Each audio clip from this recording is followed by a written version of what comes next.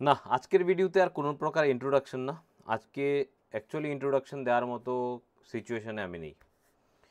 সিচুয়েশনে এই জন্য নেই, আজকে ভিডিও থাম্বনেল আপনারা দেখতে পেয়েছেন যে আমি আপনাদেরকে প্রশ্ন করেছি এই ভিডিওর থাম্বনেলের মাধ্যমে বা টাইটেলের মাধ্যমে যে আপনি এয়ারটেল মিত্রা অ্যাপের এজেন্ট কিনা। প্রচুর লোক আছেন যারা আমার ভিডিও দেখেন এয়ারটেল মিত্রা ব্যবহার করি বলেছেন আমি এয়ারটেল মিত্রা ব্যবহার করি এবং আমার কাছে খুব ভালো লাগে।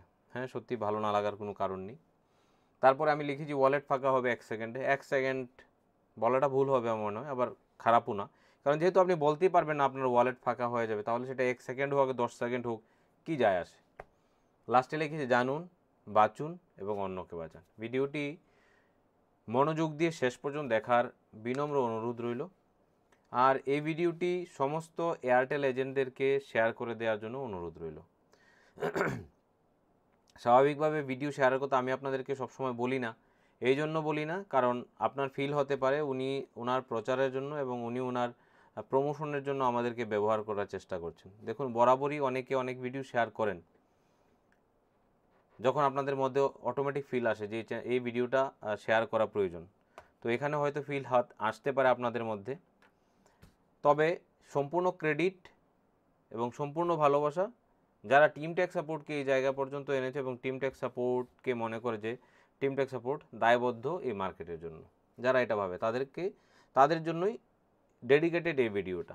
কারণ এই ভিডিওটার যে মূল স্রষ্টা, মানে যে এই ভিডিওটা বানাতে আমাকে সাহায্য করেছেন, আমি তার নামটা নিতে পারছি না, এরও বিশেষ কিছু কারণ আছে, আপনার ভিডিওটা দেখলে বলতে পারবেন। এখানে আমি ওনার নামটা এখানে শেয়ার করতে পারছি না, কিন্তু তারপরে উনি সাহস করেছেন যে আমার যেই কন্ডিশন হয়েছে সেই কন্ডিশনটা যেন আর 4-5 জনের না হয়, এবং আমার যে আজকে কন্ডিশনটা হয়েছে তারপর আর কি সলিউশন হতে পারে, আমি কি করতে পারি সেটা টিম টেক সাপোর্ট থেকে জানা। আমাদের সাথে প্রচুর পুরনো দিনের সম্পর্ক, মোটামুটি আরএনএফআই সময় থেকে সম্পর্ক, তো আজও চলে আসছে সম্পর্ক, আজও আরএনএফআইতে আমরা আজও রয়নেটে আমরা একসাথে কাজ করি। সেই সুবাদে আমার কাছে ঠিক এখন থেকে 30 মিনিট আগে একটি কল আসে, মেসেজ আসে। প্রথমে আমি ভাবছিলাম যে ফ্রি হয় মেসেজগুলো পড়ব, তারপর আমার কাছে কল আসে, তো আমি মেসেজগুলো দেখি এবং মোটামুটি মানে মাথা ঘুরপাক খাওয়ার মতো কাণ্ড হয়ে গেল। এখানে যারা আছেন এর মধ্যে অনেকেই আছেন যারা মিত্র এয়ারটেল অ্যাপ চালান, এয়ারটেল মিত্রা অ্যাপ চালান ব্যাঙ্কিং ট্রানজ্যাকশনের জন্য, ব্যাঙ্কিং ট্রানজ্যাকশন করেন এবং এয়ারটেল পেমেন্ট ব্যাঙ্ক একটা ভারতবর্ষের রিজার্ভ ব্যাঙ্ক অফ ইন্ডিয়ার আন্ডারে চলে একটা পেমেন্ট ব্যাঙ্ক, এবং বেশ কয়েকটা পেমেন্ট ব্যাঙ্কের আন্ডারে ছত্রছাওয়া শাখা প্রশাখা মেলা একটা ভালো ব্যাঙ্ক এয়ারটেল পেমেন্ট ব্যাঙ্ক। এয়ারটেলের মতো আমি এয়ারটেলকে নিয়ে গুণগান এবং এয়ারটেলের কী কী নেগেটিভ দিক আছে তা নিয়ে আপনাদেরকে আজ থেকে 2-3 দিন আগে একটা ভিডিও বানিয়েছিলাম। ভিডিওর শেষে আপনারা এই ভিডিও লিঙ্কটিও পেয়ে যাবেন, দেখে নেবেন ওই ভিডিওটা, অথবা আমি লিঙ্কটাকে কপি করে দেওয়ার চেষ্টা করছি, ভিডিওর স্ক্রিনের মধ্যে উপরেই কর্নারে দেওয়ার চেষ্টা করব, যদি পারি তাহলে দিয়ে দেবো এক্সাক্ট টাইমে, কোনো একটা টাইমে দেখবেন উপরে চলে এসছে। তার কিছু ভালো দিক, প্রচুর ভালো দিক আছে এবং কিছু খারাপ দিকও আছে। এবার দেখুন কি হয়েছে, আজকে যে আলোচনাটা সেটা এয়ারটেল পেমেন্ট ব্যাঙ্কের কোনো খারাপ দিক নিয়ে আলোচনা নয়, কারণ এয়ারটেল পেমেন্ট ব্যাঙ্কের কোনো কন্ট্রোলই নেই এই জায়গাতে। হয়তো বা কন্ট্রোল আছে, এয়ারটেল পেমেন্ট ব্যাঙ্ক নিজেও জানে না এই সমস্ত জিনিস হচ্ছে, হয়তো বা জানে, কোনো কারণে ওনারা চুপ আছেন, আমি তা নিয়ে আলোচনা করছি না। আমার আলোচনা এবং আমার আলোচনার বিষয়বস্তু হচ্ছে সেটা হচ্ছে মার্কেট বাঁচতে হবে এবং মার্কেটকে বাঁচার জন্য তাকে রাস্তা দিতে হবে। যেই পরিমাণে এই মুহূর্তে এয়ারটেল পেমেন্ট ব্যাঙ্কের অ্যাপ থেকে টাকা লুট হচ্ছে, লুট, এটা মানে লুট বলতে পারেন, এর মতো লুট আর কিছু আমার মনে হয় না আর কিছু হতে পারে। এটা মোটামুটি ধরুন এক প্রকার হরির লুটের মতো ঘটনা। আজকে এয়ারটেল পেমেন্ট ব্যাঙ্কের ঘটনাটা হয়েছে কালকে রাতে 9টা 25 মিনিটের ঘটনা, এবং গতকাল রাতে একজন এয়ারটেল পেমেন্ট ব্যাঙ্ক এজেন্টের অ্যাকাউন্ট থেকে মোটামুটি আপনার 58,000 টাকা, মেবি আমি 1 সেকেন্ড দেখে বলছি,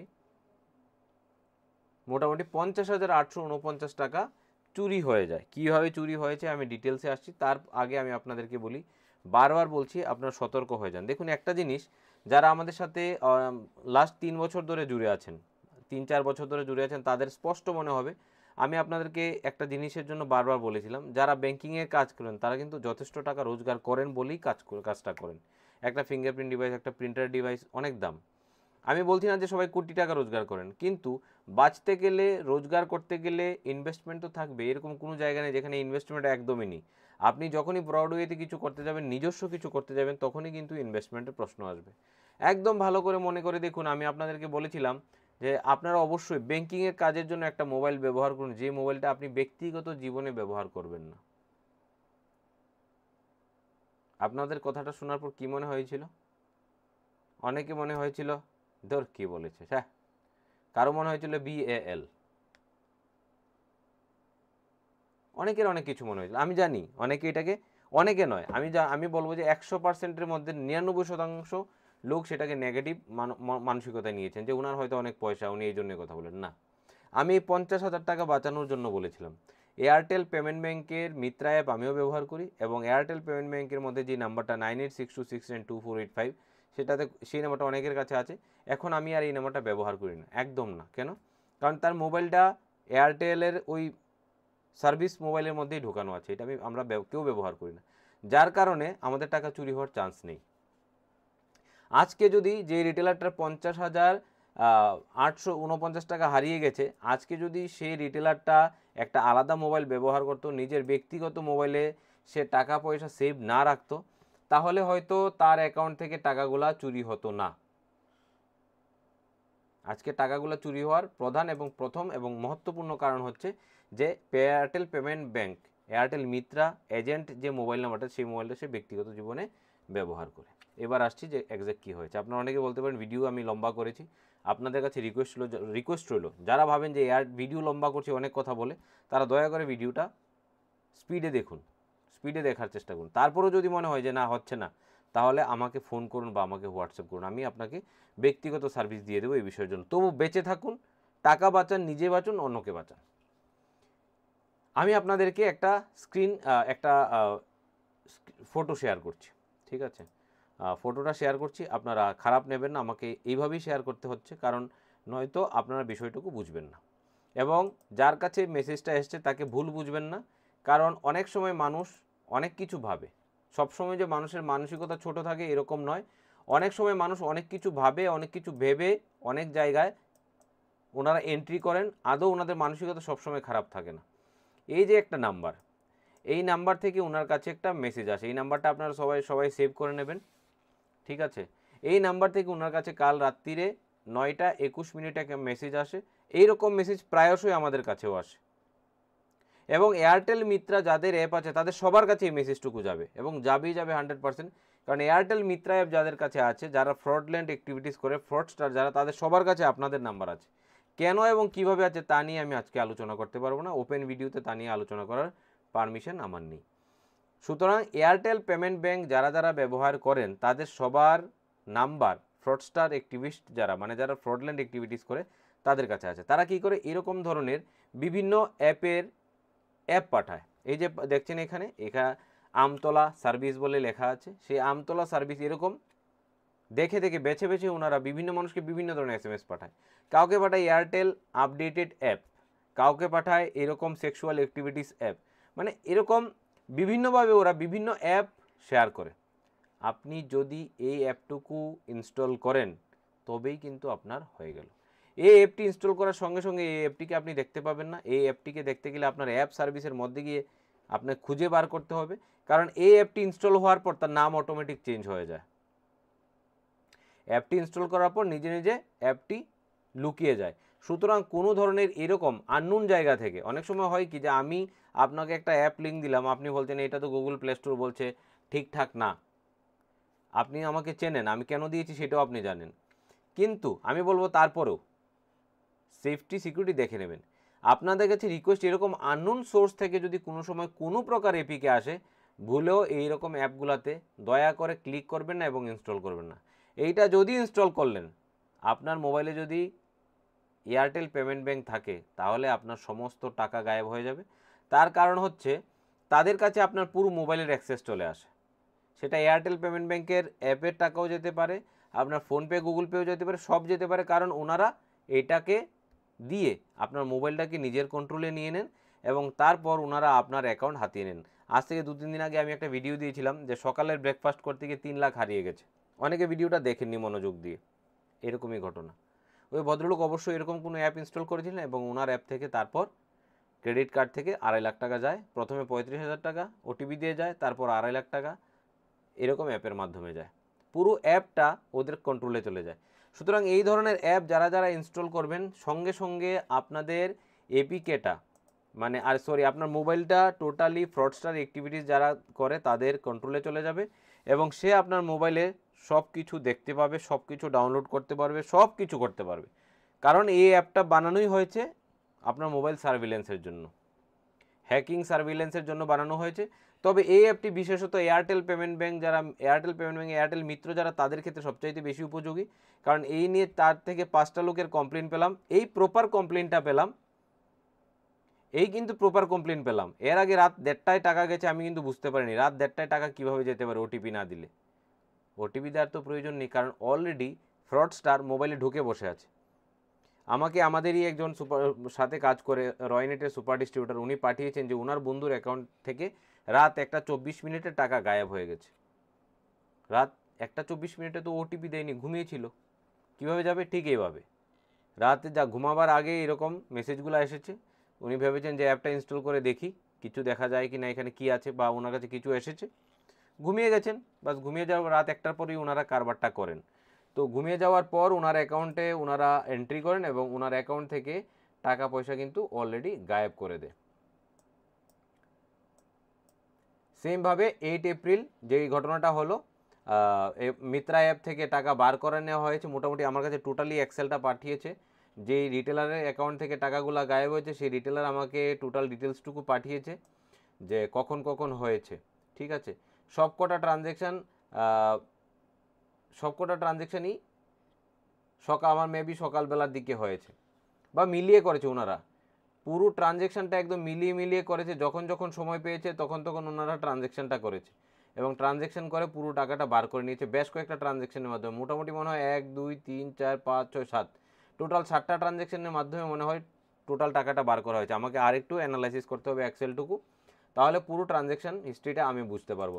তো ভিডিওটার মেইন সারমর্ম হচ্ছে, আপনি যদি এয়ারটেল পেমেন্ট ব্যাঙ্কের এজেন্ট হয়ে থাকেন তাহলে অবশ্যই শুধু এয়ারটেল পেমেন্ট ব্যাঙ্ক না, আপনি Airtel payment bank, Fino payment bank, আপনি পেটিএম, আপনি বাকি যত ব্যাঙ্ক আছে, পেটিএম তো আপাতত নেই, যাই কী বললো কেন নাম আসলো মনে জানি না, আপনি রয়নেট, পে নিয়ার বাই, তারপর স্পাইস মানি, আরএনএফআই যাই ইউজ করেন, দয়া করে দাদা একটা আলাদা মোবাইল ব্যবহার করুন। এই যে 50,000 টাকা চলে গেল, তা দিয়ে কয়টা মোবাইল কেনা যেত? না করে হলো 4টে, 3টে তো ভুল নেই, মানে ভালো মোবাইল।